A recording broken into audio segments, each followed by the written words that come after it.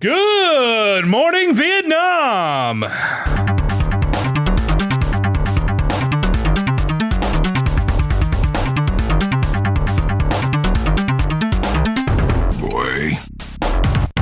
What's up, everybody? This is a Constant Crusade podcast. Retro video games, video game news.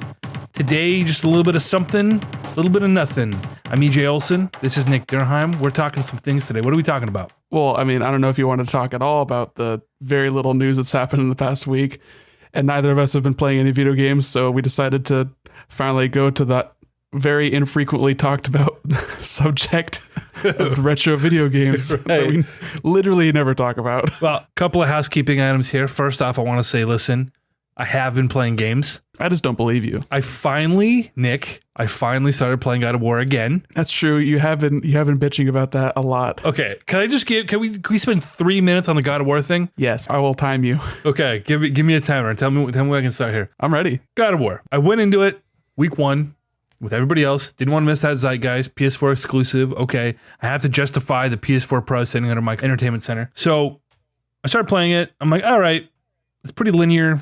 The combat is pretty tropey. And I said, this is a God of War game. Better characters, better graphics, better whatever. I quit playing probably in that first quarter of the game is when you first unlock the in Midgard. The lake. So really not that far. And then work picked up and I just got busy and I didn't play it. After beating Spider-Man, I had an itch to dive back in. I love Spider-Man so much. I had such a good time. I platinumed it. I just wanted to get back to something that could fill this freaking Spidey-sized hole in my heart. And I said, Kratos, boy, maybe you could be the one. He says, too big. Like a graphic. So, wait, you said heart, right? Yeah, I did. I have a huge heart. I should probably see a doctor about that. Like Andre the Giant. Yeah. Okay, so I popped the game in. I said, fuck, I have to restart. I haven't played this since, was that April? Yeah. I want to say. Yeah. And I was like, yeah, I got to just start fresh. It's fucking October. So I started fresh and I spent 3 days with it. And I don't know how to gauge how far I am, Nick. Maybe you can tell me here, but I just made it back from, is it Alfheim? Is that what it's called? Yeah. Just made it back. Yeah, it's probably like the first act, basically. Okay. That makes sense. I'd say the point up until you're on your way to the lake, that I would consider that like the prologue. And then opening up the world tree and getting that sort of, it branches out, and I'd say that's probably about the first act and like 3 or 4 acts. So you're probably like a third or a quarter of the way through the game. There's a lot other like ancillary stuff, so it depends on how deep you want to delve into those side quests. And I've been doing as much as I've found, the side quests, collectibles, whatever. My thoughts so far. It's so far been a very tedious experience. The combat is what I would expect, I guess, from a game like that. You've got your heavy attack, your light attack, and then you learn some crazy combos, and it's just kind of hack and slashy. What a lot of people said about Spider-Man, and I'm just comparing it because, it just came out, but a lot of people felt about that game and its combat that, despite having all of these gadgets in your arsenal, you still end up only doing the same 3 moves because it's just easier. I didn't feel that way about Spider-Man. I used all my gadgets and found crazy, clever, different ways, and half the time I do stealth, and half the time I just, bomb in there and gun my way through, and it was, the enemies became, pretty tedious. You're fighting so many, but the combat never felt like, I'm just hitting the same 2 buttons. God of War so far, dude, I just throw out my axe, and then I get close enough, and I bang them with a light attack, and then it rinse, repeat. Gets boring very quickly. And the puzzles are really cool at first. They're not too difficult, and each area kind of has a new type of puzzle you got to kind of figure out. And initially, they're pretty clever, and they're bite-sized. But even after a while, it's like, okay, this is just tedious. Just get me to the next boss. I want a big bad boss fight. Okay, that's what God of War is to me. All right, my puzzle platforming. You get through the level, boom, big bad boss fight. And I feel like I've only really had one of those, and the rest has just been, like I said, tedious. I'm just itching for that next cutscene, right? Which sounds weird. But the thing that's kept me going with this game is the character and the character development. Kratos, for just being a big, hulking, like, I don't want to say idiot. He's not an idiot, but just this fucking emotionless. He's a brute. There's so much there. What he's going through and what his son is going through just resonated with me. And I'm just really interested in what's going to happen to them and their dynamic. And again, this big brute who's incapable of showing emotion versus this impulsive kid who just wears it all on his sleeves, going through this shared trauma together and seeing how they interact. Like, it's very interesting. And that's really the only thing keeping me going. It's gotten to a point where I can only play this game in like 40-minute sessions before I'm just so annoyed and ready to just move on. But then I'm like, something nags at me in the back of my head. I'm like, I'm going to go back. 40 minutes later, okay, fuck this game. Something's keeping me going. And like I said, it's probably just the characters. But I've played other games where the characters have been interesting and the story has been interesting and I still don't give a fuck. I'd rather go watch a cutscene. So this game isn't tedious enough that I just want to go watch a YouTube video for 4 hours and get the gist of the story. But it's also obnoxious enough that I can only play it for so long. So I don't know. That was more than 3 minutes. But I guess to wrap it up, I don't get why people praise this game the way they did. In my eyes, it's a God of War game with a 2018 polish. I think it's a lot of recency bias. I don't think I was put off by the gameplay loop of the battle mechanics as much as you were. I was more just not very engaged with the progression systems that they employed. Like, I don't know if you've messed around too much with it, but there's like a skill tree and you unlock different runes, so you have a different like special ability. Yeah. And those, like, the idea of them are cool, but the implementation, I think, fell a little flat for me. I just sort of found one that I liked and didn't mess around with anything else. You know, we talk about this when it comes to Zelda, Breath of the Wild, and how some people praise that game for forcing you to branch out and try these different things. And I was on the other side of things where it was like, I would rather find something I like, stick with what works, right? For me, God of War, I really like some of the things they do with the progression system. The idea of actually spending your experience points directly to make a build you like, as opposed to, some arbitrary, like, we talked about our fear of Spider-Man going into that game, like, okay, if I use my heavy attack, 90 times in a row, I'll unlock whatever perk. They do that in God of War too. They do? That's what I was referring to. Yeah. There's like a whole sub area of your menu where you look at, kill 50 of those weird little tiger worm things or kill 50 draugrs and you get experience for it. Okay, see, that seems less gated, right?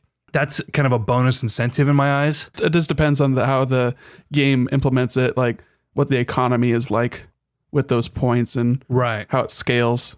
Like, does me branching into one sort of section slow down my progression in another section, which God of War didn't do.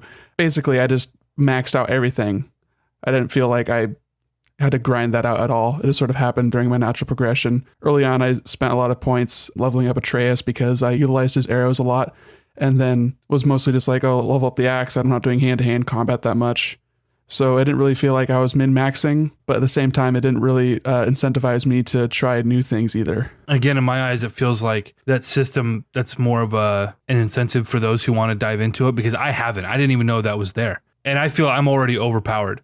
Just going but basic progression through, the first third of the game, doing every side quest and the collectibles. Luckily enough, you can change between, I think, 3 different difficulty settings on the fly without having to, like, start a new game or anything. Right. So that's what I ended up doing at the end of the game. I played through the entire game on normal, and then just to grind out the mini bosses to get the platinum, I turned it on easy because it was so tedious, and I didn't feel like I was being challenged. It just felt like, I'm just not a high enough level. If I had more HP, I'd be able to do this. Right. It was just punishing. It wasn't satisfying. Like, you like to point out that I like Dark Souls, but I don't think that's really a fair comparison 100% of the time. But at least when you die, it's because you did something wrong.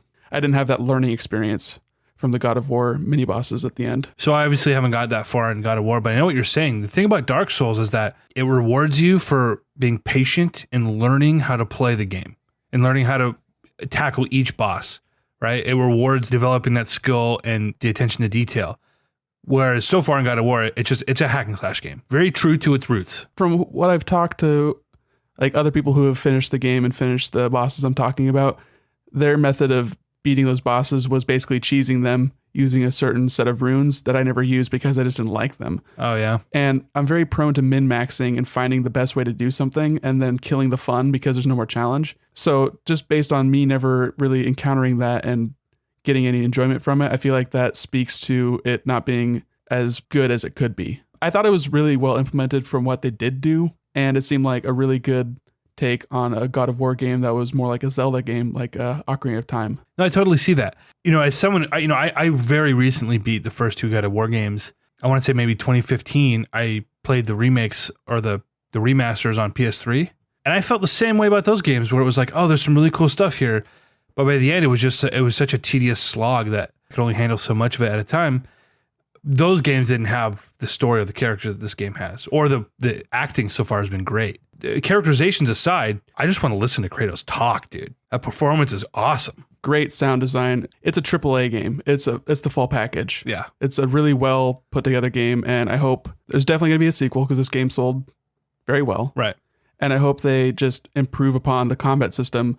Clearly, they've made games with a perspective that's further away, and moving the camera in this close really changes how you have to set up encounters with enemies. Yeah. And I think that if they just add a better enemy variety, I think that could really improve the encounters instead of having just like a horde of these draugrs that are just annoying, which would have been a lot better in like an older God of War game where you have that pulled out perspective and you're just swinging around the blades.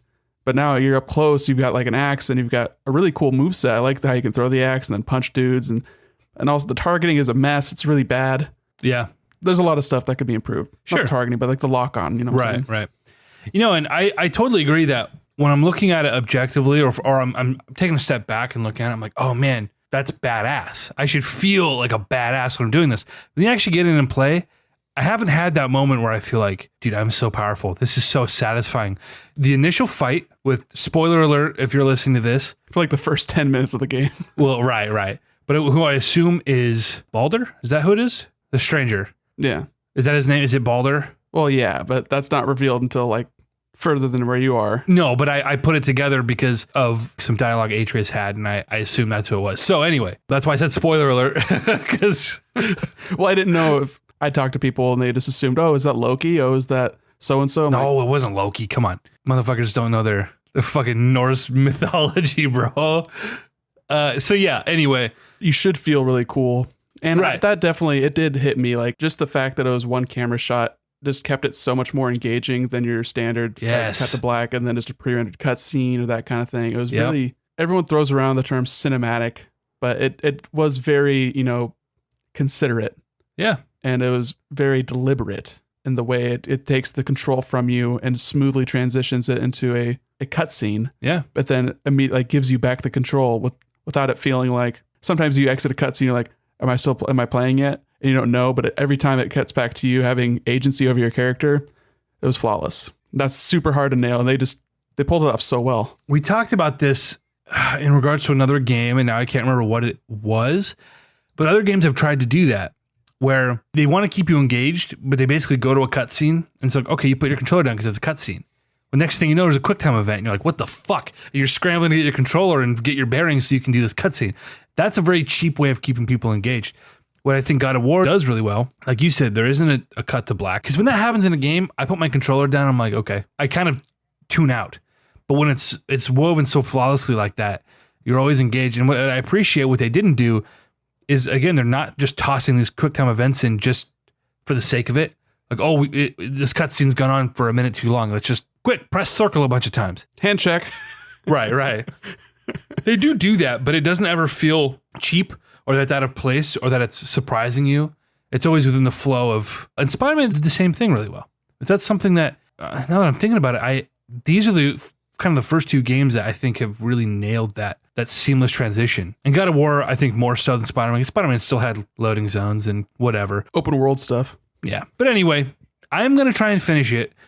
Probably not going to platinum this one. Much too tedious so far. That's totally fair. I'd be interested to see if you come to enjoy the combat more once you get more and more abilities, if that engages you, or if you're just sort of like from the get-go, it's just not enough. That's what I thought. And I've unlocked quite a bit. I've unlocked the first 3 tiers on my skill tree, and I think I'm level 4 with my gear and upgrades and stuff. And so I feel like I'm pretty OP.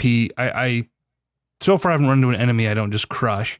So I already feel like, what more can this game offer me? Because I have all these things unlocked. I still don't use any of them. I use the same 3 moves. Have you encountered a dragon yet? A dragon? Yeah. No. Okay, well... Oh, shit. Like some Skyrim shit? It's really cool. Okay. I think you're going to really like how they do dragons. Okay. I only asked because there was a sort of a side area that I encountered, probably about as far as you are right now, that had some enemies that are very challenging. Okay. I think they're like the hardest enemies in the game. There's different tiers of them too, just that specific enemy type, but they have this like, they're like basically a suit of armor. Well, I'm going to truck on with it this week and we'll see. But I have been playing games. It's weird. It's so weird. I am working so much, Nick, but I'm still making time to play games because I decided to reclaim the things I like. I respect that. The most I've been doing is just playing Splatoon with you and Leaf. We've been doing that a lot. We've been playing almost every day. Yeah, it's true. It's been nice. It's been awful also. Listen, you're lucky I'm even doing this podcast with you. Okay? Yeah, you're salty. I was saying more that it was awful because of troubles connecting and getting everyone in the same lobby. I'm in the lobby. God.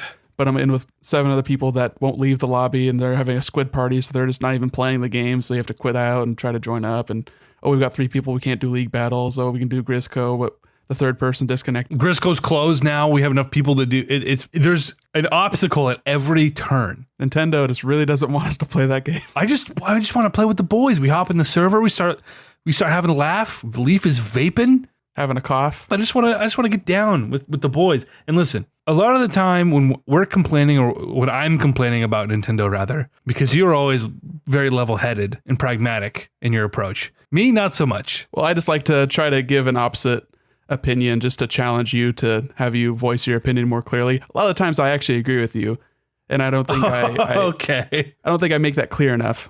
But I do like to just argue because it makes you either angry, which is funny, or more verbose, which is more informative. Doug, you got me so fucking heated. I was laying in bed last night and y'all were talking about this Splatoon ink color. I was so heated. Sarah's like, what's wrong? I'm like, don't ask about it. She's like, she saw me on my laptop. I'm like sampling Photoshop colors and looking shit up on Splatpedia. I'm like, listen, you fuckers. And she's like, what the hell are you doing? Like, don't worry about it. All right, I'm in a heated discourse. You have to admit, though, I made a very fair point. It's green, motherfucker. I don't want to get into it. I'll lose my shit. I've had a little bit of whiskey. That's I'll all lose I'm saying. it. I'll lose it. No, I'm saying. We're done with this, guys. No, sorry, guys. No context for this conversation. I'm not going to get into it. I'm not going to. What are we actually talking about today? Then, after you spent not 3 minutes, but actually closer to 15 minutes talking God of War, which is fine. It is fine. I had a good conversation. I felt good about it. That was good. That was good. That was good talk. So before we jump into the topic, which let's talk the topic. Boy, dude, listen. I had a buddy down here all weekend, and he just watched me pretty much play. He was on his Switch all weekend, and I was playing on the PlayStation, and we're just hanging out, eating donut holes, whatever. I swear to God, man. If I have to listen to that man say, boy, one more goddamn time. He said it like 900 times over the 3 days he was here. He would just look at me randomly, boy. I'm like, shut the fuck up. It was That's funny. almost twice as often as Kratos. It was funny the first 30 times. Now it's obnoxious. Well, when you name your kid Atreus, it's a lot easier to just say boy. Preach. So today we are talking about game franchises we want to return. However, now that I've teased that 15 minutes into the podcast, we'll get there. We'll get there. Just chop this out, edit it into the very beginning. Right. No, I could do that. That could be the intro bit. It's never too late. It's in the run of show. Yeah, but people don't look at that, EJ.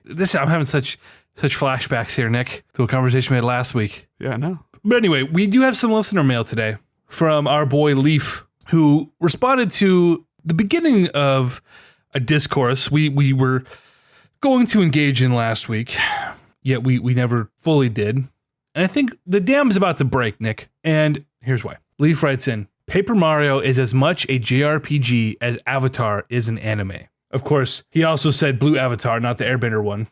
Nick, I'm getting a work phone call. Holy shit. This is EJ. He's making a very weird face right now. No one answered. He's back. What were you saying? Oh, no, I was narrating what you were doing. Oh God. Just barely. I didn't actually start narrating until you made a really weird face. Oh, yeah. A couple things here, Nick, about this letter from Leaf. Where did Leaf write to? That is feedback@consolecrusade.com. You too can write to us. Questions, comments, concerns. Of course, Twitter is always available @console_crusade. Obviously, I am @eJiggle, and this is @PressTillDeath. However, last week, you called, all right, in a moment of ignorance. Wow. All right. You called Paper Mario. A moment of ignorance, right? You called Paper Mario a JRPG. And I took issue with that. And we got into just the beginning of a discourse over what is a JRPG and does Paper Mario fall into the confines of what that is, those parameters? Leaf obviously disagrees that Paper Mario is not a JRPG. However, the blue avatar, maybe he's just trying to drive his point home, I guess. But I did bring up Avatar, but I obviously meant the cartoon show, The Last Airbender, not, Pandora and Unobtainium and, Sigourney Weaver. James Cameron. Titanic, Leonardo DiCaprio, 12 Degrees of Kevin Bacon, whatever.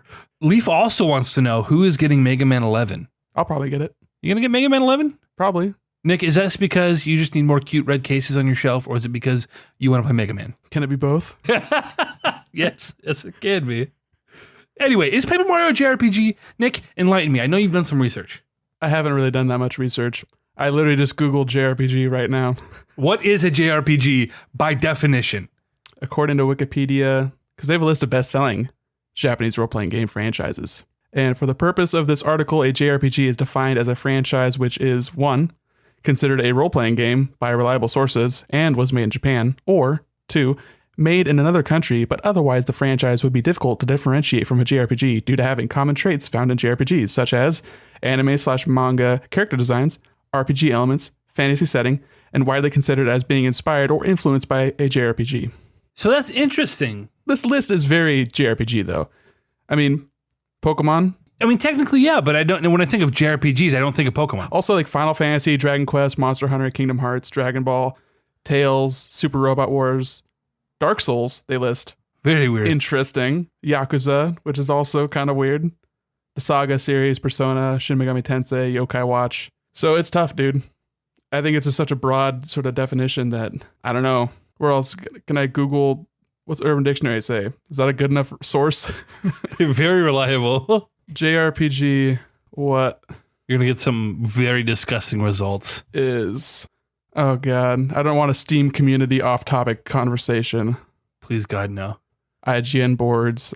What is JRPG on the JRPG subreddit? There we go. Is that good enough for you? Very authentic. You can trust these gentlemen. Well, they're basically listing it as JRPG versus Western RPG as being like two different branches. Okay. Because it's layers, it's genres. It's only valid as a definition if people understand what you're talking about. If I say JRPG, you have to know what I'm saying. One of the top posts is, a JRPG is a story about a group of teenagers who use the power of friendship to kill God. That is a very funny...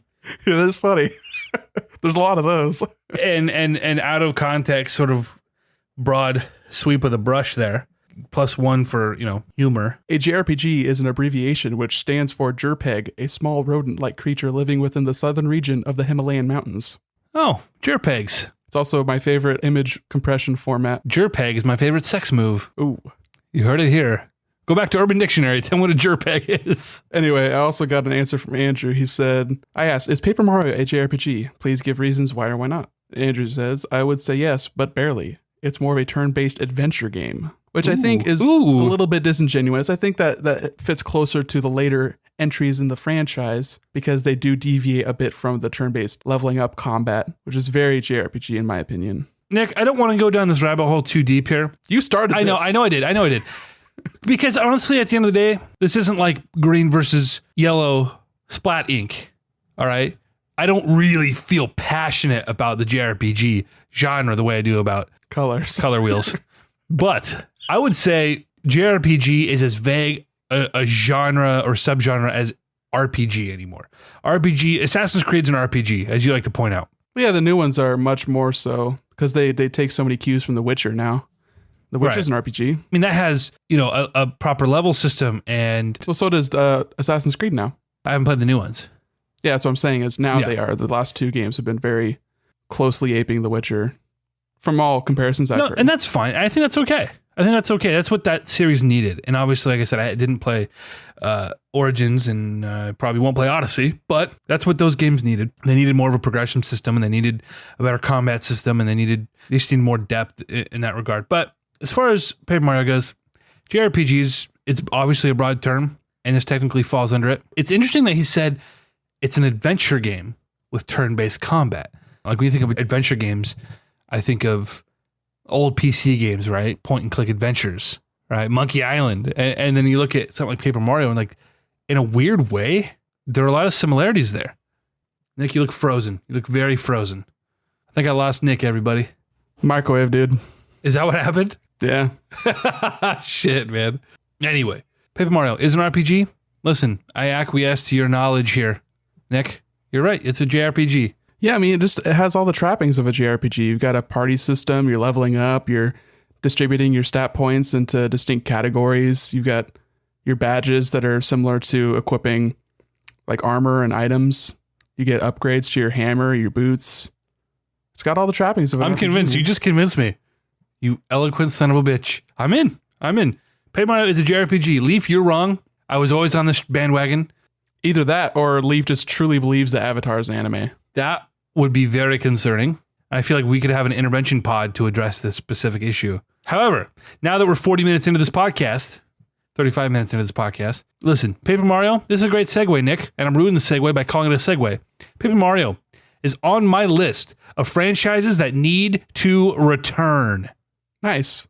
And listen, I know this is a little dubious because Paper Mario is still, it's a current franchise. We just had a release in the last year.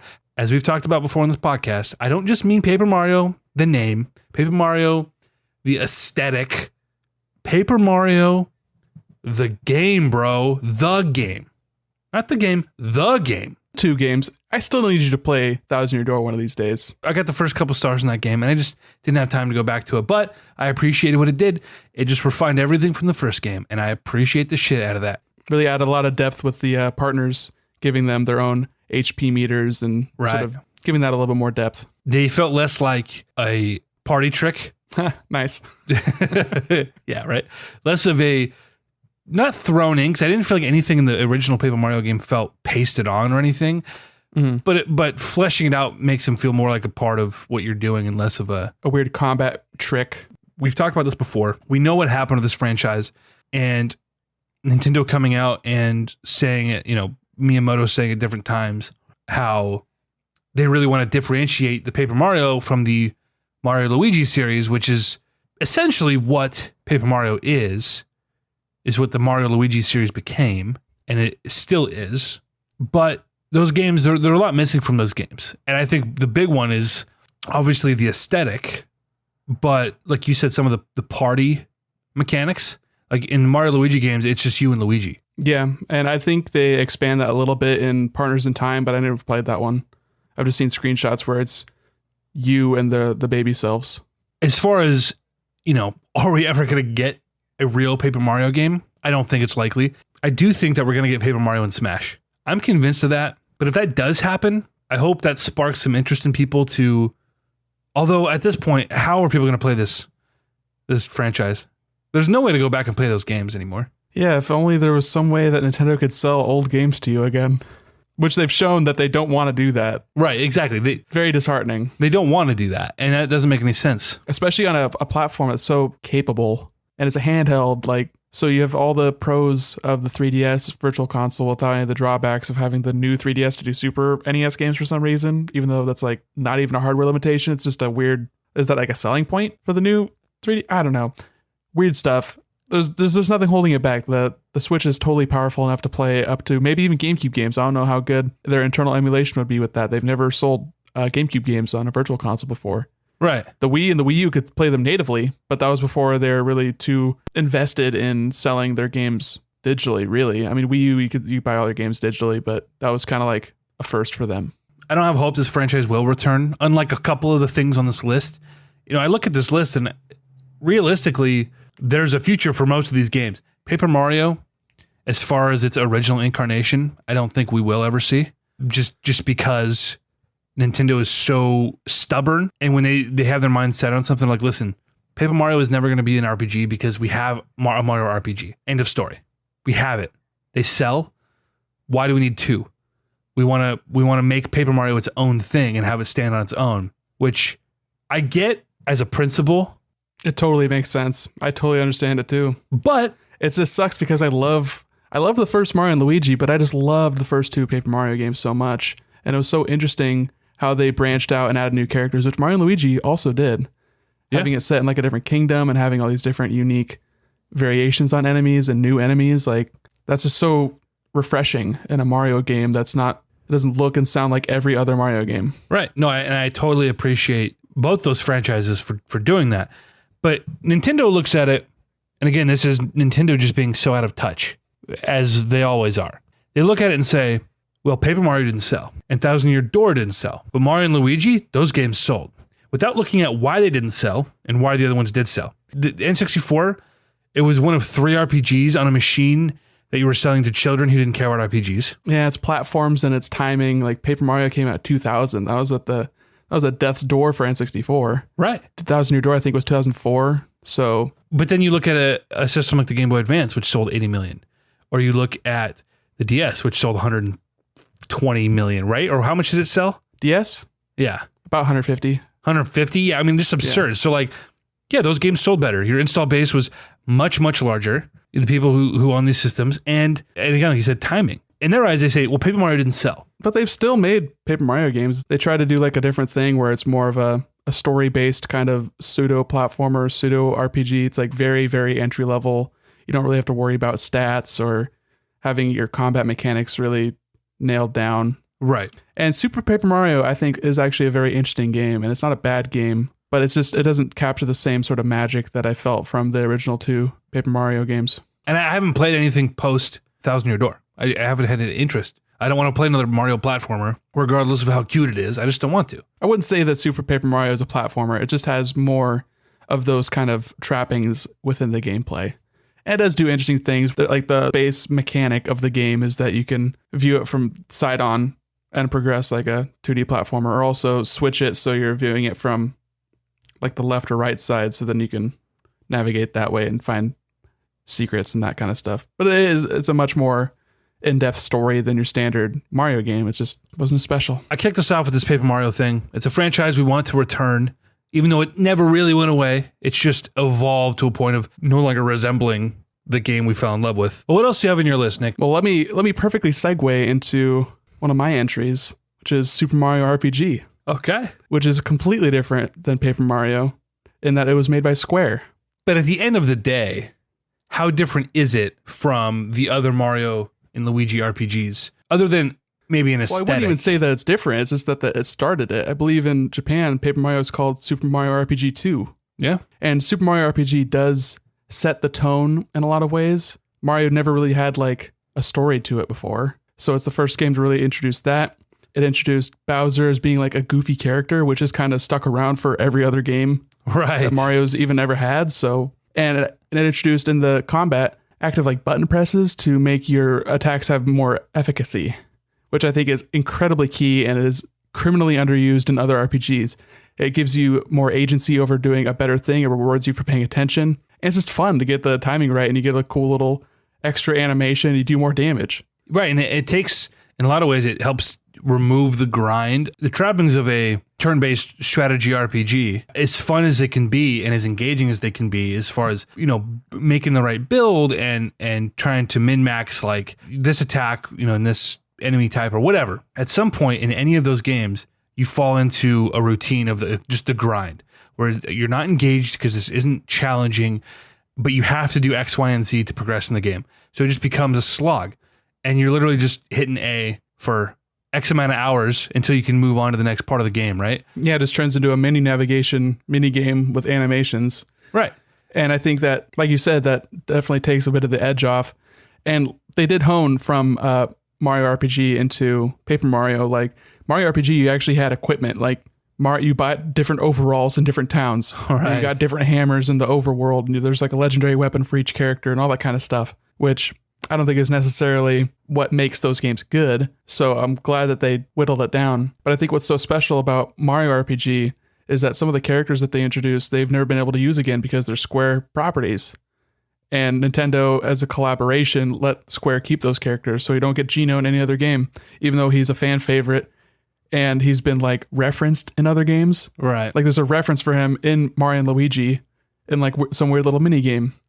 And a little fun fact, the game was directed by a dude named Chihiro Fujioka, who also directed Mario and Luigi, all of them. So I wonder if it's sort of some internal kind of push and pull for him versus whoever's directing the Paper Mario series, being like, well, we want to be the Mario RPG. that people think about. So there's some weird stuff. It makes a lot of sense. Maybe there is more behind the scenes going on. And that, I mean, just the fact that, okay, this guy directed the original Mario RPG. I mean, it makes sense that this is sort of evolved into the Mario Luigi franchise.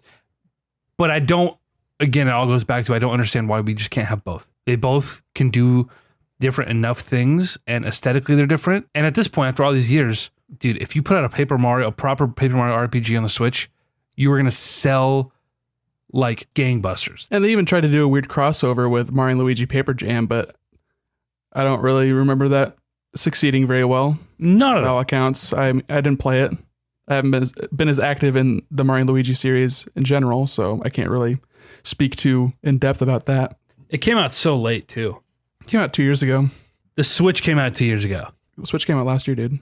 It came out a year and a half ago. Yeah. So my point stands. It came out late in the 3DS's life cycle with the NX just on the horizon. Dude, the NX. When do you think Nintendo's going to reveal that? Yeah, I'm still waiting, baby. I'm still waiting. Anyway. Yeah, Mario RPG. This is fantastic. Great soundtrack, too. It's composed by Yoko Shimomura, who's done a million games. She did basically all of Street Fighter 2 and Final Fight. She's like one of the who's who of video game composers. I do have a couple of RPGs on my list, Nick. I've got a lot of RPGs on my list. I'm sorry. But the top of my list, being an RPG that we've talked about before, is Star Wars Knights of the Old Republic. Oh. As a franchise, I just really need back in my life. And terrified that I won't get as long as EA holds the rights to Star Wars. I don't know how long that deal is. I don't know if it's conditional or if it's a fixed term. I don't know if it was confirmed or if it was just rumored, but I believe it was like a 5-year deal, 5 or 7 year deal. Fuck. 7 sounds right. You know? And that was, when was that? Was 2014 when they got that? Their first game was 2015 with Star Wars Battlefront.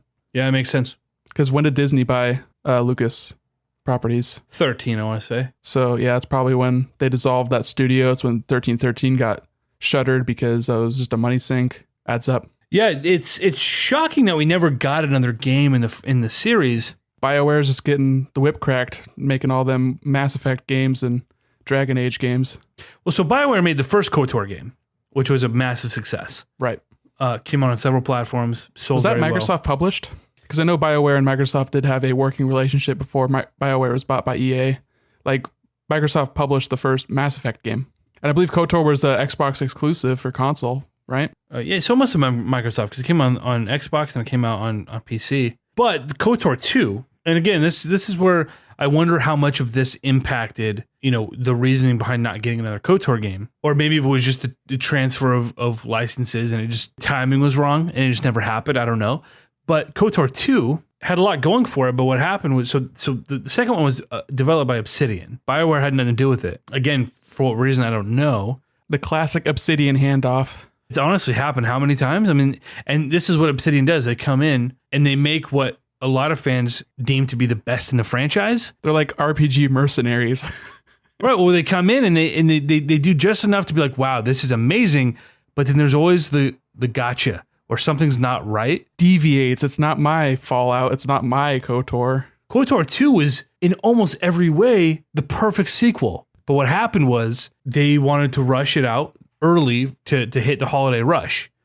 And so they literally shipped the game with the last quarter of the game completely stripped back. They just decimated it. So the game just ends, basically. There's all this content that never made it. Yeah, it's tough, dude. Famously now, last year or 2 years ago, I want to say, the original development team independently get together and they finish the game 10 years after release.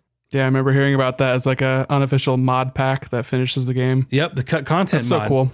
It's awesome. So here's the thing, that must have been, I'm trying to think, KOTOR 2 is 2004, and so I want to say, so it must have been 2015 maybe that the cut content mod came back, or was released. So 10, 11 years later. Yeah, that sounds right. KOTOR 2 still had insane reviews, 90% plus. Still did very well, sold well. So I want to know why this disappeared. And again, was it a licensing thing? It exchanged hands at an awkward time, and we never really got that kind of game again. I wonder if it's because the Old Republic is just still trucking along, still making money. The MMO, yeah.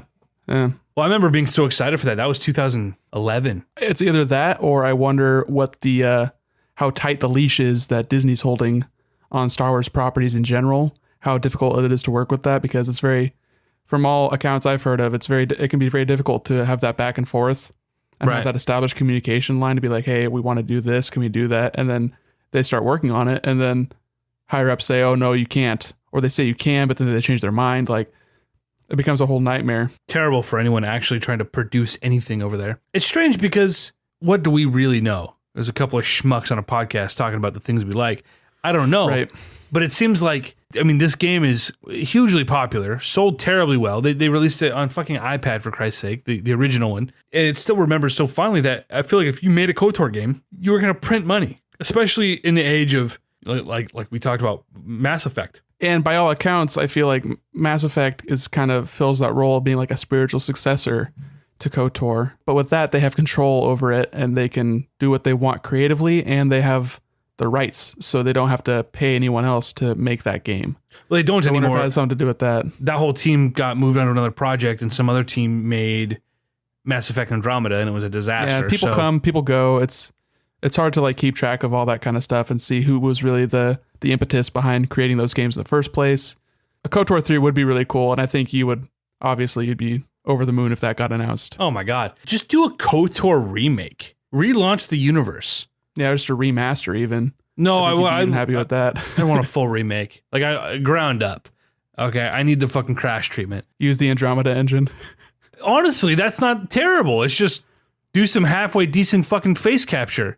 Well, that's what Frostbite, that they just had so much trouble getting that running in. I don't know if that's necessarily worth it. Who knows? But anyway, KOTOR, it's a beloved game from my childhood, and Star Wars is, I mean, listen, those games mechanically hold up to a point. You know, this is early aughts. Like, games still had a long way to go before, you know, we've sort of refined what a video game is and how a video game plays and this formula. Yeah, it wasn't until like PS2 generation they even got like camera control to be halfway decent. Consoles started shipping with 2 analog sticks, and Halo was like a revolution as far as first-person shooters. Right. Like, other games had done it before, but it wasn't until Halo's success that it started being implemented more frequently. So looking at 2000 to 2004 versus where we are now, you know, I feel like the IP is what sells me on this, right? It's these stories that are not bound to the stories we already know. Yeah, the movie canon. It's sort of just, it's established in the books, so it's just the turbo nerds that care about it anyway. Right. And so for the rest of us, it's the rest of us. I am one of those turbo nerds. So for the rest of everybody else who don't really give a fuck, it just says Star Wars in the front. You're like, oh, what's this? Space lasers and spaceships and more space lasers. More sci-fi than a traditional Star Wars story too. Right, because, you know, Star Wars it's high fantasy in space. Politics and magic. I agree with you that the KOTOR games are much more sci-fi. I don't know what's going to happen now that EA has the property and, you know, just the worst company to give this to. I remember just groaning. They have the IP and they have BioWare. I don't know how much BioWare is still the same team and the same dudes. It seems like the guys come and go, like the main directors from like the old Mass Effect trilogy just came back and they're working on Anthem. So who knows when they even started. I don't know what the origins of KOTOR are and who worked on that, but if they have the team, that'd be really cool to see if they could take another crack at it and do to it what they've learned over the past almost 20 years, you know? Feels like a no-brainer to me. They've got all the resources in the world. Why is it not happening? I don't know. What do you got next on your list, Nick? I have just a lot of RPGs. Oh, shit. I kind of want to talk about Dragon Quest Monsters. Okay. Which I feel like is a game I've tried to get you to play, or maybe I let you play on my Game Boy a long, long time ago. As wee children. But it's an RPG. You can't get a good vertical slice. You're not going to understand what's going on. I hardly understood what was going on. No, I was 8 years old. I remember vividly we're at your parents' house. This is, you were in the first room on the right. Because you oscillate, you switch rooms quite a bit over the years. Yeah. But you were on that first room on the right. And I remember, I feel like a lot of my memories were at your house, but like without you. just like I was just at your house, and I guess that would make sense because my mom would go over there and you like wouldn't be home, but I would still be there. So it'd be like, I don't know what it was, but I remember playing Dragon Quest Monsters. Dragon Warrior Monsters back then. Sorry, Dragon Warrior Monsters. I remember playing a little black cartridge on your Game Boy in that room by the light of a little lamp on your bedside table without you there for some reason, and totally not knowing what was going on. All I knew was you were like, this game's a lot like Pokemon, and so I was like, oh cool, I'll play it. I remember just sitting there and just not knowing what I was doing. I remember going into not a castle, but like a palace, and just being totally confused. That was my only experience with the franchise. Yeah, it's a tough first impression. For me, I've never played any of the Dragon Quest games. I played Dragon Quest Monsters and the sequel a little bit. Never beat either of them, but they have such a strong emotional attachment for me where it took a concept I was familiar with in the Pokemon series, and it's like they retrofit it onto a franchise I'd never played but always heard about or read about. Right. Because Dragon Quest, the very iconic Toriyama art, this high fantasy setting, is a huge RPG series, especially in Japan. But then adding just that you're not the character fighting, you just have these monsters that you're fighting with. Obviously, Pokemon was a raging success, so Square or Enix at the time, wanted to get on that bandwagon. And it totally worked. I think that Dragon Quest has probably some of the most iconic monster design out of any game series. Like, I think it's up there with Pokemon and Kirby as far as just the pure design and the appealing nature of the cartoonish enemies. It's fantastic. And also, they had just great music. They utilized the Game Boy soundtrack it's probably one of the best soundtracks out of a Game Boy game I've ever heard. And really, the first game was very interesting in that it seemed like it was almost rushed out, where they had the mechanics down, but they didn't have any of the encounters like designed. So you had this sort of recurring battle system where you're facing up against like trainers basically, but your dungeons were procedurally generated, which is the first I'd ever played a procedurally generated anything in a video game. Right. And you're just going down and then you fight an enemy monster and there's like this weird story that doesn't make a lick of sense. And you go back to the tree where you're just living in this tree. It's called Great Tree. Guess what it is? It's a big tree. It's a big fucking tree. And you're participating in the Starry Night tournament against other trees that have different names, like Great Log is a tree that's been fallen down, or like Great Stump, I think is one of them. Like just this weird anime crap. Okay. And it's just really interesting in what they do. But the monsters are so cool. They learn these different moves and they have a breeding system, which breeding in Pokemon wasn't really utilized until later that year in Gold and Silver. Right. So it's the first time I'd ever encountered something like that, where not only were the hatched creatures, they learn moves from their parents, but they're also different monsters. So you have these like family trees where, oh, I know if I mix a monster from the slime family with a monster from the beast category, then you get something like the specific monster sometimes, but depending on their lineage, then it affects it that way. So it's like this genealogy lesson mixed in with an RPG. It had just really cool mechanics that really differentiated it from a Pokemon. Like you had you had three monsters on your lineup during a battle scenario, as opposed to having one out at a time. And it was very hands off, where you're just being, okay, I want you guys to attack primarily, so they'll do physical attacks, or I want you guys to use magical attacks primarily, and they'll use their magic attacks randomly. So it's kind of like a set it and forget it kind of way, which is, I think, closer to how Dragon Quest usually does it. It was just very unique and like different, but very similar. When is the last year we got one of these games? Because there was two on Game Boy. Yes, there's two on Game Boy. There was a Japanese exclusive Game Boy Advance one. Then they rebranded and brought them back as Dragon Quest Joker on the DS. And there was two on the DS that came to the West, and then a third one that just came out in Japan like a couple years ago. And how similar are those ones to the franchise's roots? I think they've sort of maintained the similarity to the Dragon Quest games in general. Like they're 3D now, and like just Dragon Quest 11 just came out, and you're running around an open world, and you see enemies on the field like you would in a Paper Mario or Earthbound, right? And then you start the encounter. And it's still your regular turn-based combat. Again, this is a franchise where, is there really room in the market for it? Given the Pokemon and the Yokai Watch and it's an itch that's already being scratched, right? Yeah, I think there's room for it, especially with the success of games like Ni no Kuni that are just like, let's just start this new thing. And sure, it looks really cool because it's Studio Ghibli like animating it, but a game that doesn't sell based on its art alone. Right. But you also get the art of like Toriyama, so that's like a selling point. And people like Dragon Quest, so a spinoff of that works. And it's Square Enix, and they've been showing a lot of love to their smaller kind of games. Like they such so much success with Bravely Default, and then they saw so much success with Octopath Traveler that I think that they could put a smaller team on a game like this that's not as vast and have like a huge story and a wonderful orchestrated score, but you can just sort of be like, this is more of like a throwback kind of vibe. Speaking of Earthbound, Nick, you know I'm going to do it to you. Do it. I didn't even put it on my list. I definitely put the Mother series on my list. I couldn't even bring myself to put that on there. It's too heartbreaking. Again, I don't want to go too deep on this because if you're listening to this pod, you know the Mother series. You know the Mother memes.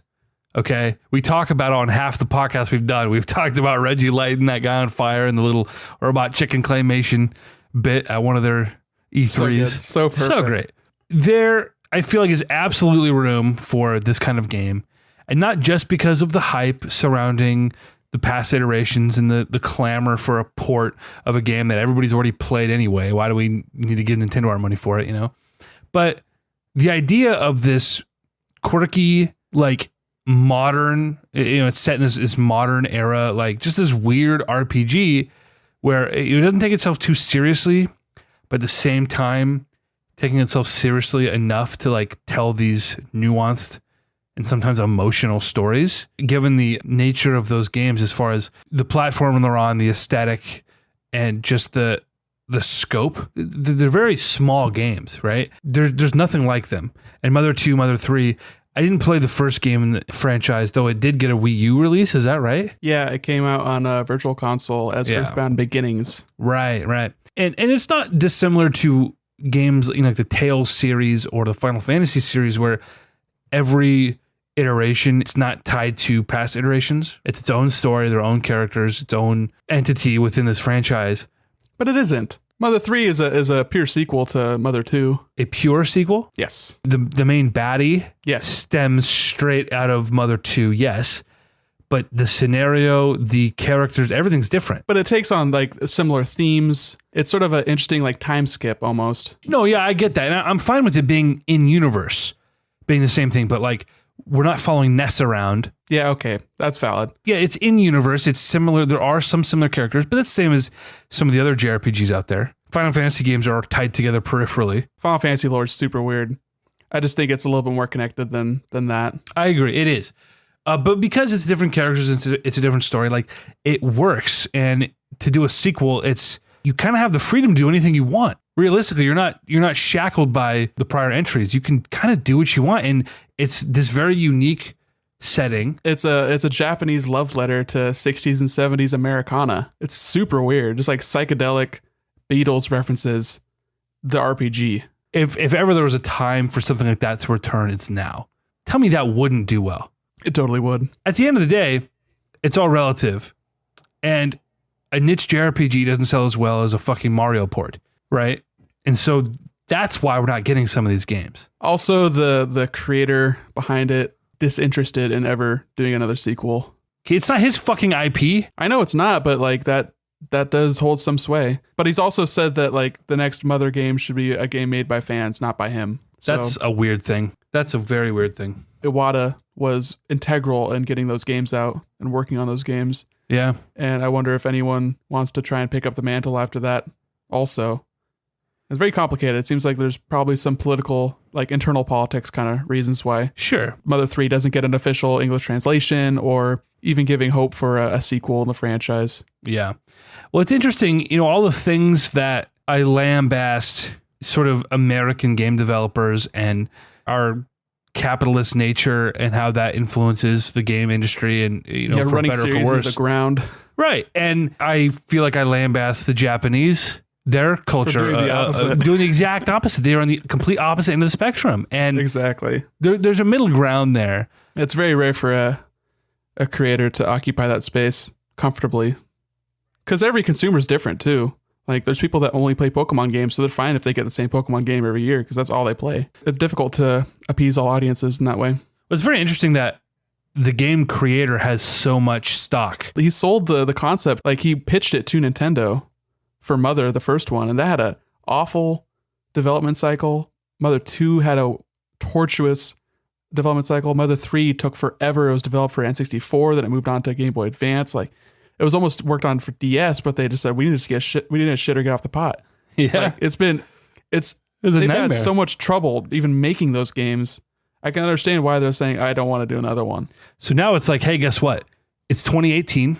In the current year, you can go out and hire a whole team of people who know what the fuck they're doing. Put this guy in charge. Now your vision will be executed by people who've done this before. And I feel like a lot of games that go through these development cycles that are just awful. It's like, what kind of team did you have in place? There's no excuse in the current year to have a game through go development hell like that. There are enough people out there who have done this. There's a formula you follow. I just think it's easy enough to say that, but then executing it is a completely different ball of wax. So I don't like to jump on that sort of ideology. Fair. I do agree. I want another Mother game. I would love to have an official Mother 3 translation. I would love to throw money at that and show Nintendo that yes, there are fans for the series and they will still buy the games. And that you're not watering down any other properties by making this one. I was just going through my garage, boxes upon boxes, game guides and video games and weird paraphernalia and ephemera, just all sorts of, some of it complete chaff and some of it stuff I loathe having to get rid of. But I found the Mother 3 fan gamer guide that they put out. It was a complete, beautiful, one of the most beautiful strategy guides ever crafted. That site literally started as a spinoff of Starman.net, which was a fan site for the original Earthbound. Right. And one of the main guys was Tomato, who is the fan translator. He's also a professional translator, but he translated all of Mother 3 and made that ROM hack so people in the West can play it. Isn't that amazing? Like that is a site that is spawned from a site that is dedicated to Earthbound. Right. It's fascinating. It's, and that strategy guide for Mother 3 is beautiful. They did one for Earthbound actually just a couple years ago, 2 years ago, which I also have. It's the travel brochure kind of thing. Yep. They do that too. Like that's, yep. I swear the Earthbound fan community is some of the most creative and ravenous fans for anything I've ever encountered. It is absurd. I look at it and say, y'all are crazy. I played Earthbound, not this life-shattering, life-altering experience. It was a weird RPG that you can tell was developed in the 90s, right? But I'd be very interested to see what that formula looks like in 2018. It's also like a time and place kind of thing. Pokemon changed your life. Like it taught you how to read. So that obviously has a very close place in your heart. And also, we wouldn't have Pokemon without Earthbound. You don't think? Creatures spun off of Ape, which is like the company that made Pokemon. Like it's all intertwined. It's all connected. But how much of an influence do you think that game had on the team doing Pokemon, if any? Well, it's also Iwata produced Earthbound, and he had a hand in the first red and blue or red and green getting its first shot, and then also came in and worked on gold and silver. So It's all interconnected. It's all like the same 20 dudes. These teams were tiny back then. There was no need for a team of more than 50 people to work on a game. Right. Times are changing, my friend. And any of these games that we list, I think it goes without saying that we want to see what these games can be again in the current year with the resources we have and the knowledge we have, just amping all of these up to the next level. I don't want a Mother 3 remake. I want Mother 4. I want the next iteration, the next evolution. I would say no to a remake either, though. It depends on what kind of remake we're talking about, because it's like, look at Nintendo remaking Mario and Luigi games. I bitched about that last week or 2 weeks ago. You're remaking games that I can buy and play on the current console generation. Like, that doesn't make any fucking sense. So are we just going to get a 2D, biting the aesthetic of the original, or is it going to be like a ground up remake? Is it going to bring something new and breathe new life into something classic? Or is it going to just be sort of a lifeless copy paste, And some people would be happy with that. Well, they'd be happy with it because it's not playable in its original form on the current console. So it's a little bit different. It is different in that regard. All right. Next on my list. Nick, this is tough. I forget Mother was mine, not yours. Yeah, I didn't even have it on my list. See, I fucked up. I was thinking of you when I put that down. What's next on your list, Nick? I could go many different ways, like you just said with you. You know what I want to talk about with you? Just for a little bit. I don't think we can talk too much about this, Pokemon Pinball.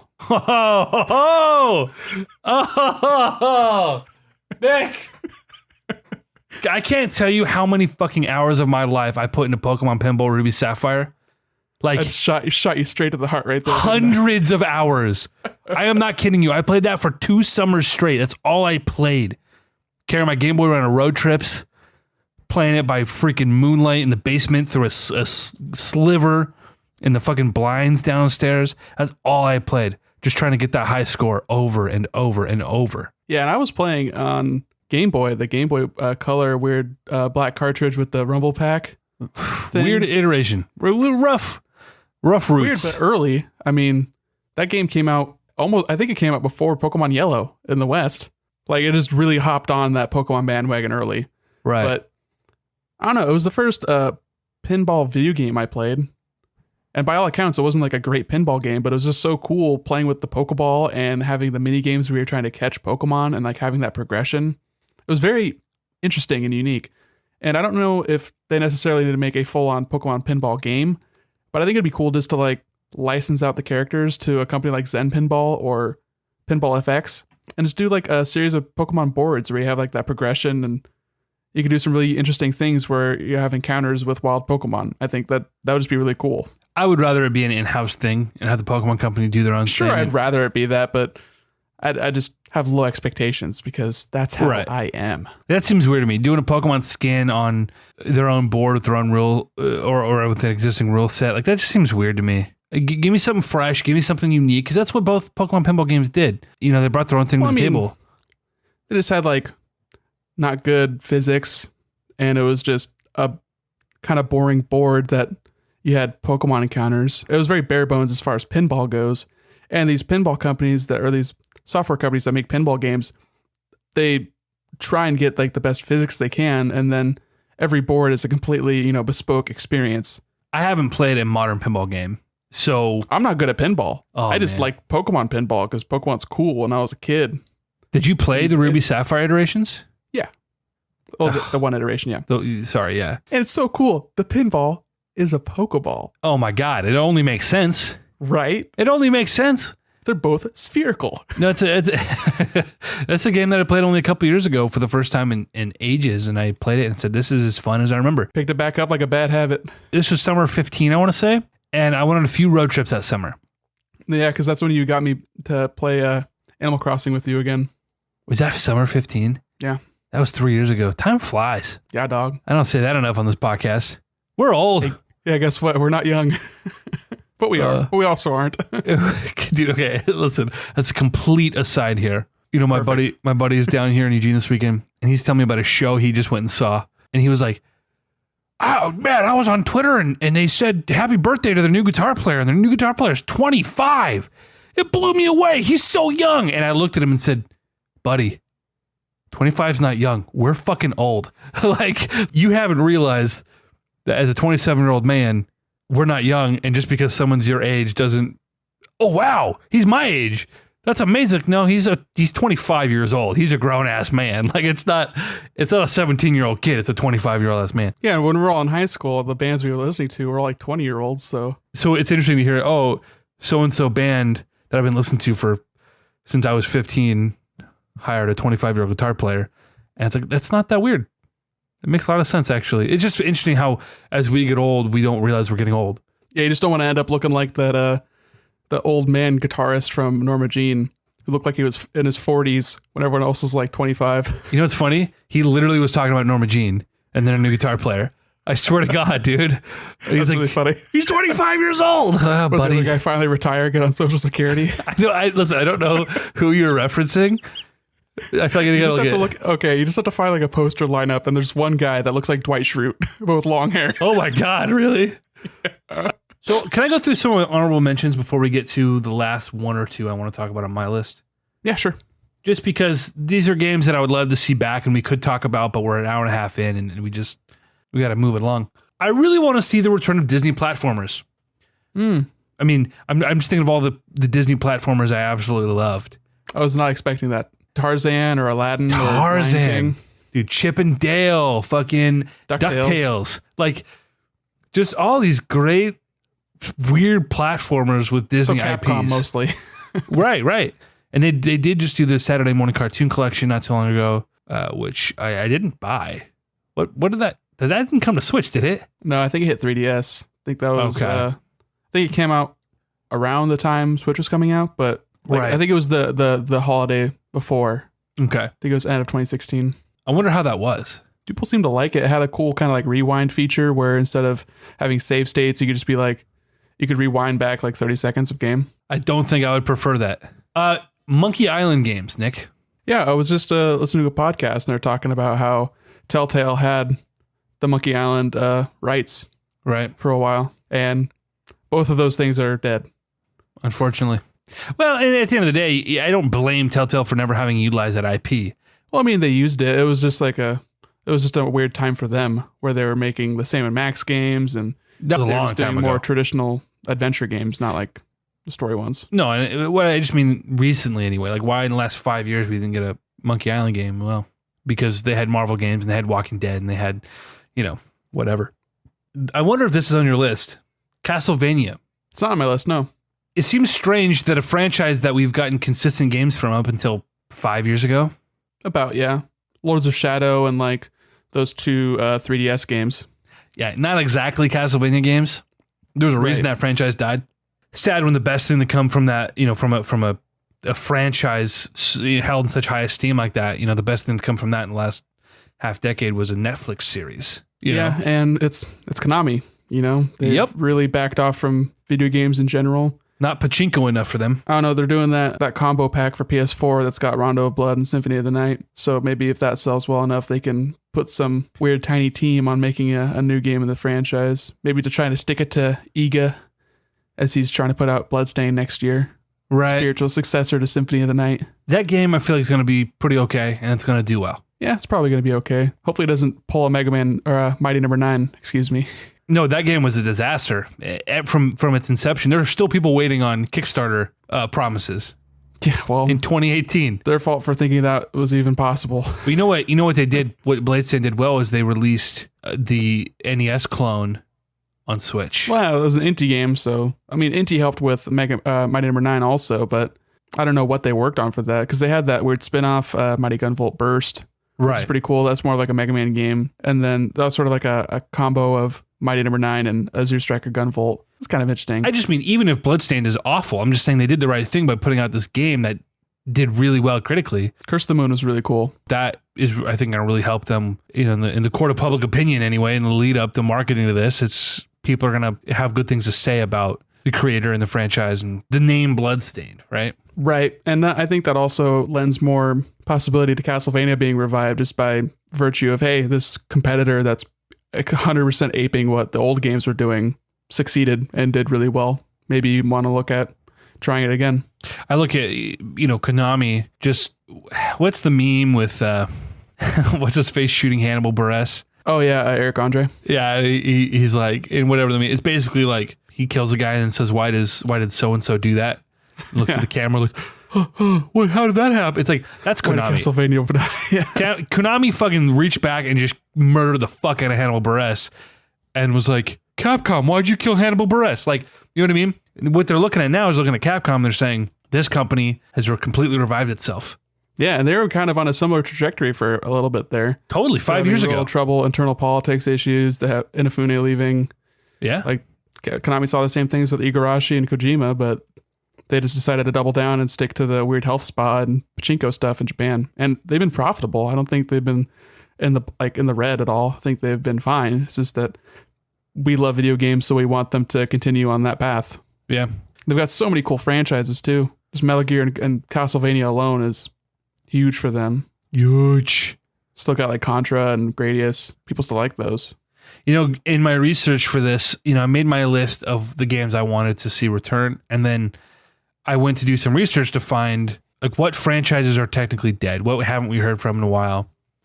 And Gradius was on almost all those lists. Yeah, I mean, scrolling shooters are just, they were cool in arcades because that was literally all you could make for a video game. That was every video game in arcades in like the early 70s. It was Pong, it was Breakout, and it was shooters. So it made sense that genre stuck around for so long. but I don't know if it's enough of it doesn't have the longevity that video games have now. There's not enough variety. Like you get cool kind of ideas with stuff like Ikaruga, and you get like a very niche audience that latches onto that and they really appreciate it. Or what was the studio that made those PlayStation exclusive kind of arcade style shooters? The side-scrolling one was like a cylinder and you were saving humans from being abducted by aliens. It was a PS Plus game for a little bit. You know what I'm talking about? It was a launch game, I think. Yeah, I played the shit out of it. What was that called? That company publicly said, like, we can't keep making these kinds of games. There's no money in it. We can't survive as a studio. Yeah. So we have to branch out. And now they're making some weird battle royale game. Because of course. Oh, that's unfortunate. But Konami of all people are not going to bring back a vertical shooter or a side-scrolling shooter. No, yeah, there's nothing like there if they're for not them. making enough money out of Metal Gear Solid 5, then they're definitely not making enough money out of Gradius. Resogun, yeah. That's Iron Galaxy made that. Housemarque and Climax. Oh, Housemarque. Okay, sorry. Iron Galaxy, that's someone else. They do ports of stuff, I think. Yeah. Mostly. Well, Konami, don't let us down. Let's hope that this Castlevania combination pack is the start of a renaissance for the company. That'd be dope. Last on my honorable mentions, I want to bring up just because, again, I saw a lot of people clamoring for it, and I only bring it up because I'm shocked that it, A, hasn't received a proper sequel, and B, I mean, it got a spiritual successor, but it didn't do as well, despite it being... Can I guess? Yes. This Tactics? No, that, I did see a lot of that, and I thought about that. but again, I would have put it on, but I have never played Final Fantasy Tactics, right? Despite loving games of that ilk. No, this game is Chrono Trigger. Oh, yeah. I mean, Chrono Cross, I think they recognized it as more of a sequel than a spiritual successor. I think. It's a spiritual successor. Yeah. It's not really a sequel. And they did enough differently that it was sort of, and at the time was not, people didn't like it very much at the time. Well, did it even have the same team? Because the whole thing about Chrono Trigger, how cool it was like a crossing of the aisle with people coming from Enix and people coming from Square and being directed by like legendary directors and that kind of, it was like a merging of wonderful talent. It was fucking super team. Getting Toriyama, like it was basically like the people so well known for Dragon Quest and the people so well known for Final Fantasy, which at that time were rivals. They were hugely competitive against each other. Right. And then coming together and making this short, approachable, very unique, and like groundbreaking RPG. That's very interesting that they never iterated that into the ground, but I think it was because there were so many different hands in the pie that once one of them pulled back, then it became very difficult to fill in that mojo that they brought to the table. Sure. I never looked at it that way. They can't even port Chrono Trigger right to the PC. What makes you think they could make a good sequel? Touche. Well, that's it for my honorable mentions. Do you have any honorable mentions you just want to briefly run down before we get into the last couple here? Yeah, sure. Like I said, Final Fantasy Tactics. Yeah. I've only played the Tactics Advance version, which is like a weird spin-off. And then there was a almost sequel thing on DS, but besides that, they have not touched that franchise besides some ports. And that's really weird. Tactics Advance, as far as I am aware, was a very refined iteration of that genre. I don't know, again, why they didn't do anything after that. There was a PSP release. Yeah, that was a port of the PS1 game. Wait, what? It was? Yeah, Knights of the Lotus. Yeah, it's the same game, but with like some added cutscenes, probably. Maybe like another campaign mission. Oh, didn't know that. But it's the first game. Yeah. Okay. And then there was a A2 Grimoire of something that was on the DS, which was like a sequel to Final Fantasy Tactics Advance. Right. I think. But Tactics Advance is like a weird kind of iteration of Tactics. Like it's very bizarre. It's also one of the only games that takes place in the same like world as one of the other games in the Final Fantasy series. It takes place in the same place as Final Fantasy 12. Little fun fact for you. I only played the advanced game. Andrew, our friend, just put in 1 million hours of that game. It'd be cool if they revisited that formula. I'd be curious to go back and play that game, just given my love for games similar to it. I'm a big fan of Fire Emblem. Mm-hmm. I played through Pokemon Conquest, which is Pokemon meets... what's the franchise? Nobunaga's Ambition. Nobunaga's Ambition. Yeah. I see. I couldn't even if I remember that. It took me a second to pull that, but I got it. Yeah. Got it in the end. That was a wonderful game. I almost put that on this list. I was thinking about that. I said that was a very interesting crossover that I played to death. Just loved that experience. It was bite-sized. It was simple enough for me to just sort of casually play it. but enough depth that if I wanted to kind of get crazy with my builds and my approach, like you could. It's rare that a game can really ride that line where, because oftentimes it comes off as too hard for some people and too easy for others. Riding that line of actually being simple enough for beginners to jump into or casuals to jump into, but also offering enough that hardcore players can still get something out of it. That's very hard to do. And you don't see it successfully done, I don't think. So I almost put that on my list, but I didn't. Anyway, Tactics. It's really weird. They've never really done anything with that franchise. And again, it's probably all sales. A game franchise that got ran into the ground had 6 games in as many years. Oh, God. And half of those games had 2 versions. Can you guess? Game Boy Advance? Spin-off? Mega Man Zero. Battle Network. Ah, yeah.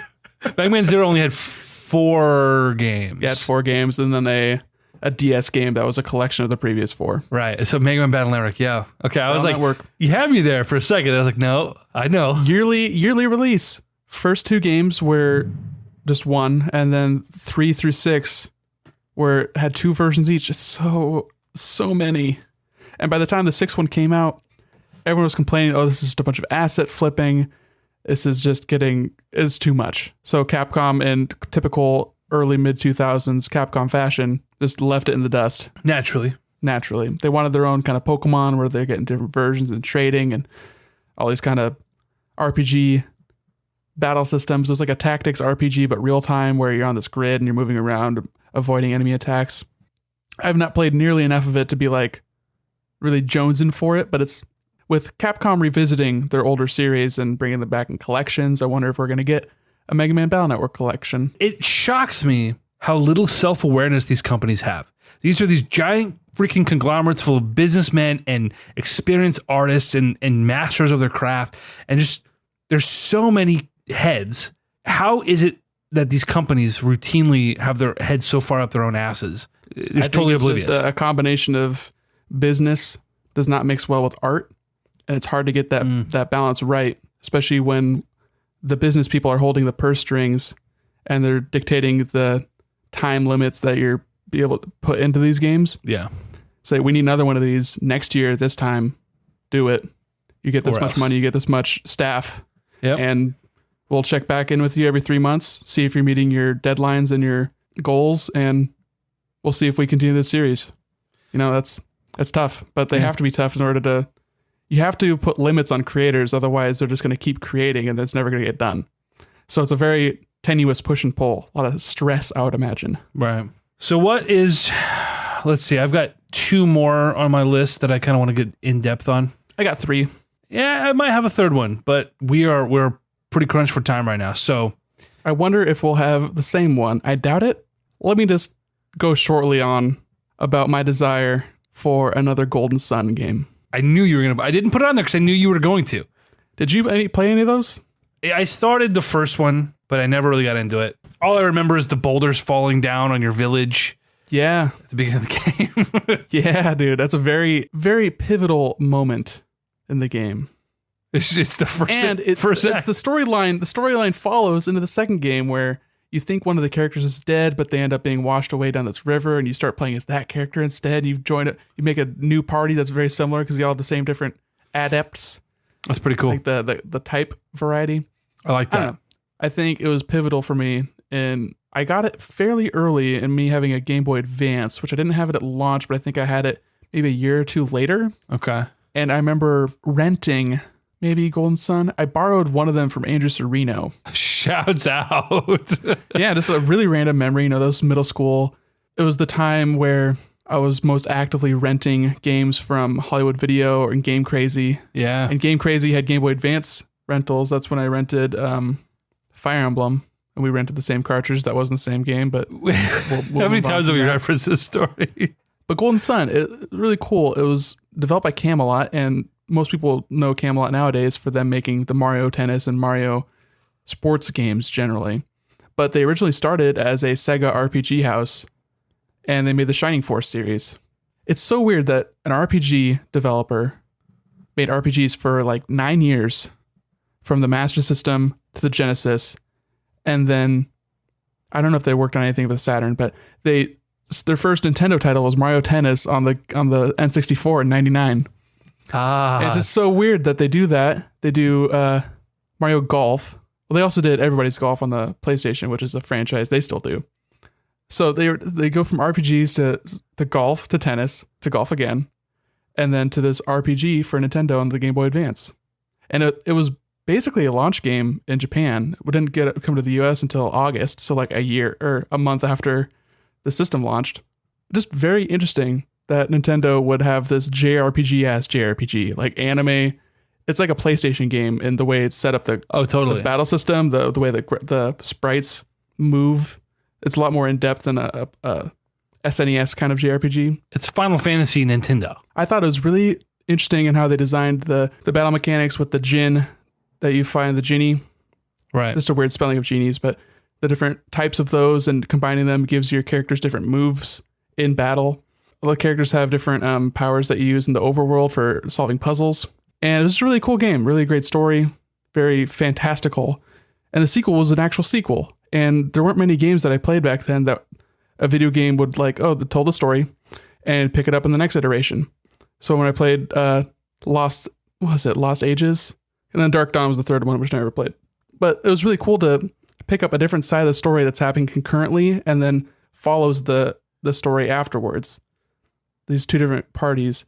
It was very new for me. As a young man, before I knew what continuity was and what canon was, continuity was what geeked me out the absolute most. I couldn't articulate why I liked it so much that, Trunks from the future is actually Vegeta and Bulma's son, and that this story carried over. Right. And it was so rare for us to get that storyline coherently because we'd be watching these TV shows on syndication and they would just be airing in random order. Right. So I'd catch Pokemon after school, but it'd be like, oh, this episode Ash doesn't have Butterfree. This episode Ash hasn't fought Gengar yet.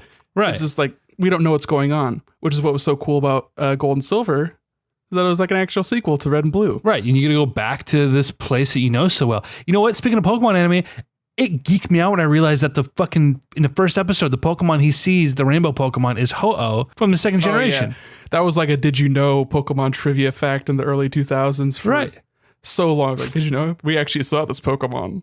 Even though Gold and Silver was like out like the end of that year in Japan. In my mind, it was ages from the time I first played Pokemon to the time I got those sequels in my hand. And I remember reading Nintendo Power and seeing screenshots and learning about the day-night system, and then finally getting my hands on a copy of Pokemon Gold. Oh yeah, people like importing the games from Japan and stuff. Such a special time. But yeah, it was these little nods to the in-universe continuity. It rewarded you for playing the previous game. It was like, oh, it's like I have this secret knowledge because of my experience. I know something other people don't know. I feel it was obviously not being able to articulate at the time, but the feeling of being invested in knowing something intimately and feeling rewarded for that. And it's not so much like I know something people don't know, but just that, again, being rewarded for being so invested in something and feeling like this was made for me specifically. It's the same feeling of like someone saying, hey, have you ever heard of this band? I just found them. They're really cool. You're like, I've been listening to them for 3 years. Right. Yeah, they are really cool. Yeah. Like, yeah. I'm in the know. Exactly. I mean, there's part of it is that, but less pretentious. When I get what you're saying, but when it comes to the music thing, that's just a pretentious thing for me. I'm like, psh, I've been listening to them for 3 years. Yeah, but it tickles sort of the same area where it's like rewarding you for having the knowledge beforehand. Yeah, and just something about an artist recognizing, because you see it in so many other mediums or other franchises and whatever, that there is a lack of respect for what they've done before. And so continuity and canon now, in a lot of ways, for so many franchises, it just doesn't matter. And it's funny because like for Dragon Ball Z, I brought up earlier, Akira Toriyama, he would forget. He forgot what he wrote. He was this guy was pumping out a manga every week. So for him, this was just this insane job. He's trying to just manufacture these. Job for Shonen Jump. Right. And for us, it's like every word we hung on to and every picture was like this amazing thing, and every frame. And for him, he's just like, oh yeah, well, so and so didn't do such and such because I forgot that was like 6 years ago. And and from an early age, realizing that that's how Toriyama was, so you feel it's even more special when a creator acknowledges what came before it and references it and appreciates it and respects it. Like it's a very, I think, rare thing that even at a young age I appreciated. And I appreciate more so now. So yeah, no, Golden Sun, I'm all about that. It did get that DS sequel.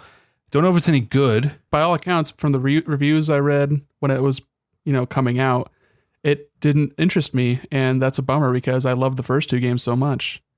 And maybe it's my fault for not buying it, like I'm part of the problem. But I also think it took too long. Like Dark Dawn came out in 2010. The first game came out in 2000. I think the sequel was 2004. Wow. Like that's 6 years. That's a long time. That's tough. Yeah. RPGs, I understand they take a long time, and they're doing other games in the interim, and it's hard to make people care about a series. Also, Dark Dawn was weird because it was like a time jump. You're playing as the main characters of the first 2 games. They're kids, which is like, that's a interesting idea. I like the thought of that. I'm not sure if they executed properly, but still. Nick, Irregardless. A 4th game, and I'll hop back on. Here's the thing. I'm going to need you to go back and play the first 2 Golden Sun games. You've got the time. We've sparked this conversation here. Listen, I need you to dig up that passion, play those again. I want you to play the 3rd one, and I want a genuine, unbiased opinion post, coming right off of the original 2. I want to know, because Dark Dawn, here, let me let you in a little secret here. I own the first 2 Golden Sun games. So when I was compulsively collecting, those were titles I knew I had to have. Oh yeah, they're must-gets. I mean, they're integral to the Game Boy Advance library. Exactly. And so when I was still compulsively collecting and just buying games I knew I'd play eventually or wanted to play eventually because they're big names or they're valuable games or whatever, Dark Dawn has been in my Amazon wish list for 4 years now. And occasionally I'll get on my wish list and I'll just kind of go digging through and remove some stuff, add some stuff. And I always see it there. And up until, last time I checked, I don't know how long ago it was now, but you can still buy that game at $12 brand new on Amazon. And from what I had gathered, it had reviewed perfectly well, which is why I had placed it in my cart as it's a game that's affordable. I could pick up if I wanted to on a whim, because it was remembered fondly. And I always wonder, because I feel like these games are always remembered better the further away from them you get. Yeah, you weed out a lot of the negative because you forget about the things you didn't really care for as far as a video game. Video games are never bad enough that they stick around in your mind as like, oh, I hated that, because you stop playing. So you have less time to really engage yourself with it. But if you play something, you're like, oh, that was good, but it wasn't as good. It's easier to forget what you didn't like about the thing. I look at Zelda and you look at Wind Waker, and that game just, people fucking hated that game when it came out. People hated the build up to it. People hated when it was released. Well, they hated it mostly before they played it. I think once it came out, it had a lot of the hatred for it had died off a little bit, especially post Twilight Princess. Also, people look back on Wind Waker a lot more fondly. I mean, Wind Waker is regarded now by a lot of people as the best Zelda game. And I think it's a generational thing where, depending on how old you are, I can guess your favorite Zelda game, right? Like whether you're a Link to the Past kind of boy, or if you're an Ocarina kind of boy, if you're a Wind Waker kind of boy. Like, listen, like I know based on how old you are, and it kind of goes every 2 to 4 year gap, right? You know what their favorite game is. I'm a year older than you, and I'm an Ocarina boy, and you're a Wind Waker boy. Just by virtue of what console I had. You didn't have an N64, and I did. No, that's absolutely true. Yeah, and I had the GameCube, and so that's the one I played. And it wasn't my first Zelda game. I had played NES. I had played Link to the Past. I had played Ocarina of Time. And dude, I bought it used, Wind Waker, and I couldn't progress because the disc was scratched. Damn, this explains it all. R.I.P.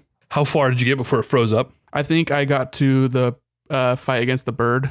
Oh God, you weren't that far. No, I know. Sad day. I was not that far. Later, I got to the true ending of the game, which is getting to the bullshit fetch quest, and then I stopped. The original fetch quest was really awful.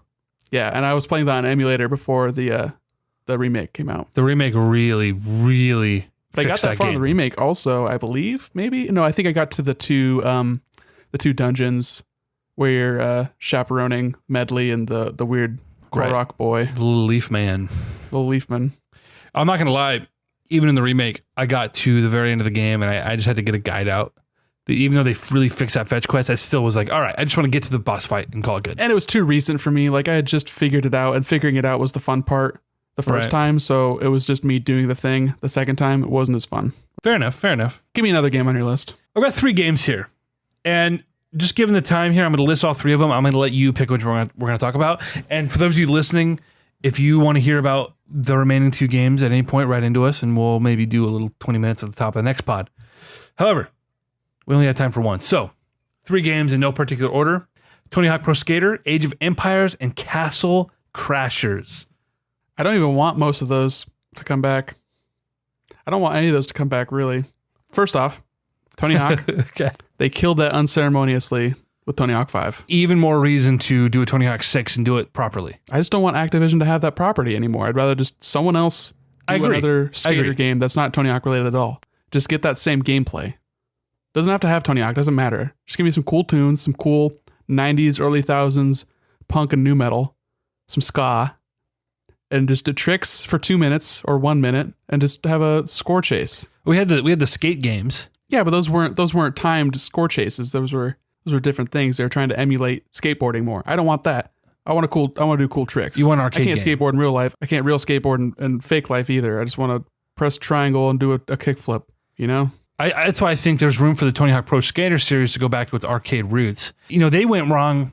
And despite I liked, the American Wasteland and I liked the Project 8, but where they really started going off the rails is when they tried to make these like realistic sandbox games. Yeah, the underground games. Yeah, and I like the underground games too. Like I really liked almost every iteration of Tony Hawk up until the Wii with the fucking ride. I didn't even really like 3 as much as I like 2. 2 was the pinnacle in a lot of ways. It was just the most boiled down essence. 3 added some cool stuff. I think 3 added wall grinds. Just more ways to loop tricks together. Yeah, mechanically speaking, the 4 was the pinnacle, and then they just slowly iterated. But it got to the point where they added too much, and it just took away from the pure score chase arcade style element of it. But I understand also that's not a tenable iteration formula. They're putting out those games yearly, and they started adding so much to them because they're making so much money. So what if the team that did Sunset Overdrive and fucking Spider-Man, we get the Insomniac team back on the Tony Hawk games, which will never, ever, ever, ever happen. But I'm just saying... Insomniac didn't make Tony Hawk. It was Neversoft, dude. Oh my God, really? Yeah, they did Tony Hawk, they did Spider-Man, then I think they started doing Guitar Hero before they got killed off to make Call of Duty maps. I swear Insomniac had something to do with... They were just doing Spyro.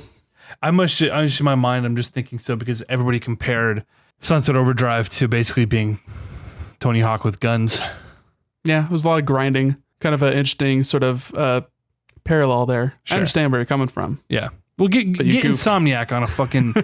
get a small team on a Tony Hawk game. Give me just an arcade. Cool. They got more than one studio. Yeah, that's feasible. That's what I want.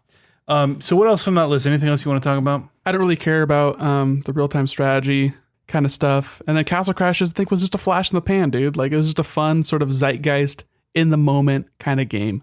I'm not a big fan of beat-em-ups, but it was just fun to play that game with my friends because it was goofy, it was easy, and it was just a great golf game where it was just a thing to do while we were hanging out, talking shit. That was 10 years ago.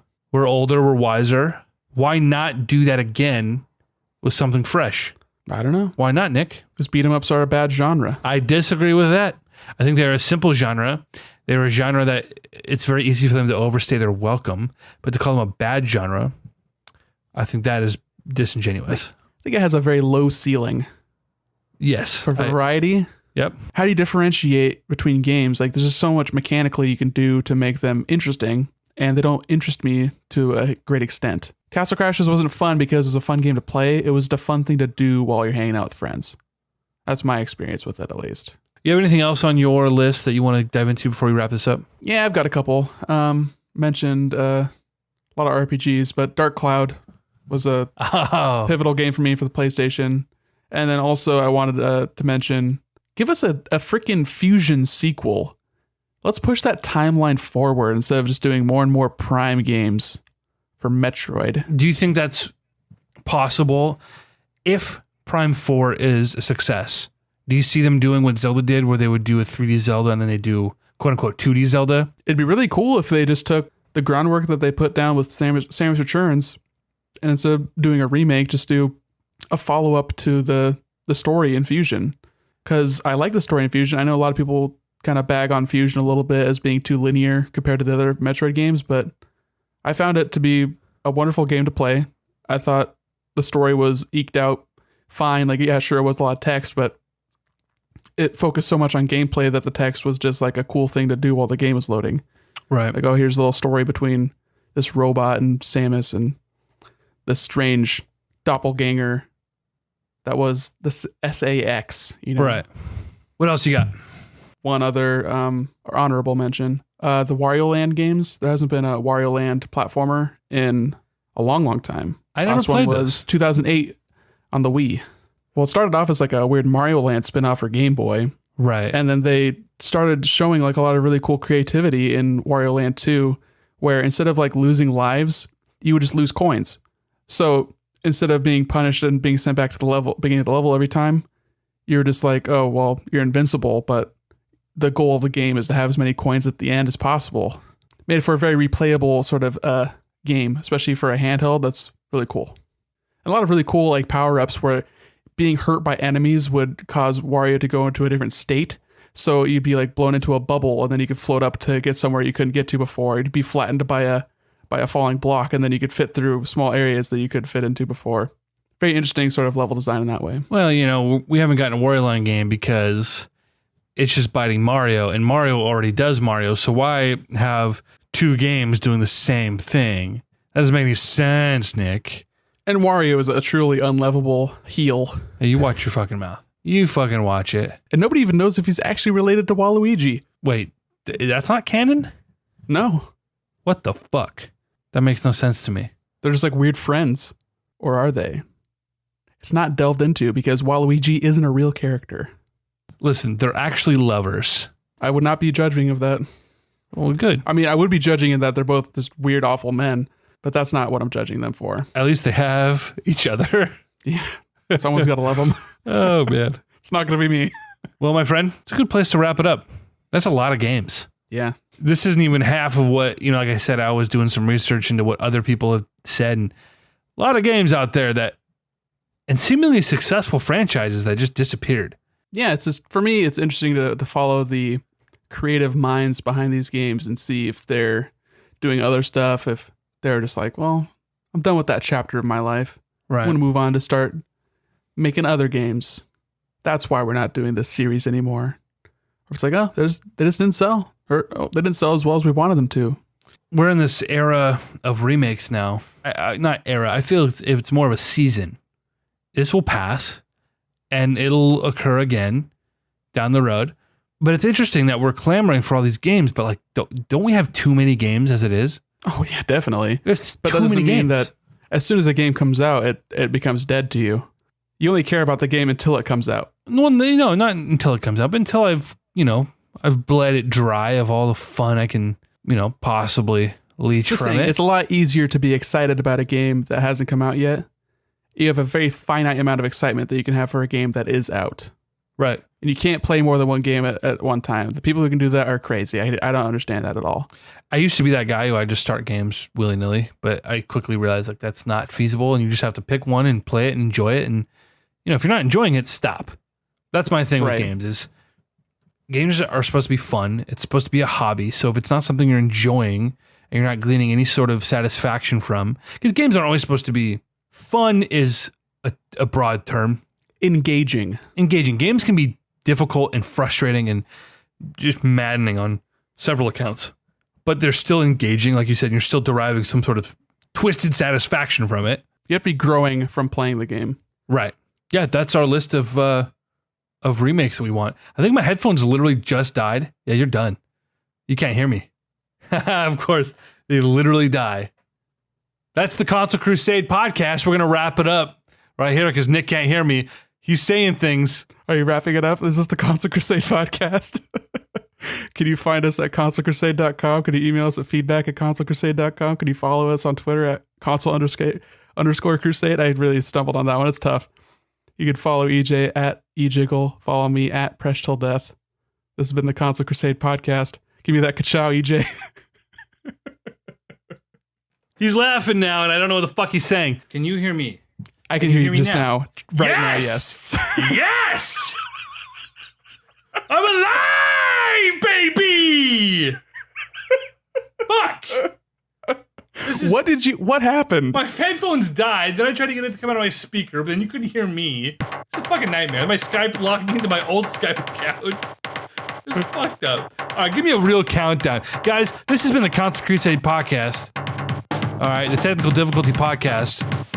Listen, Leaf said he liked the ka-chow, and he wants the ka-chow back. I threw it to you. Ka-chow, baby!